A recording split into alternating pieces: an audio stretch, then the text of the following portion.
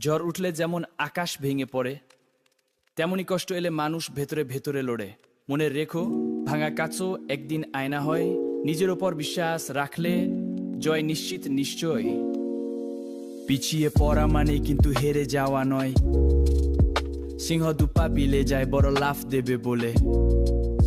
জীবনের কঠিন সময়টাকে তুমি ভয় পেও না, ওটা তো এসেছে তোমাকে আরো শক্তিশালী করবে বলে। রাতের অন্ধকার যতই গভীর হোক না কেন, সকালের সূর্য কিন্তু ঠিকই ওঠে। তোমার জীবনের অন্ধকার কেটেও আলোর দেখা মিলবে। ভাগ্য বলে যা লেখা আছে তা তো তুমি পাবে, কিন্তু পরিশ্রম দিয়ে যা অর্জন করবে তার আনন্দই আলাদা হয়।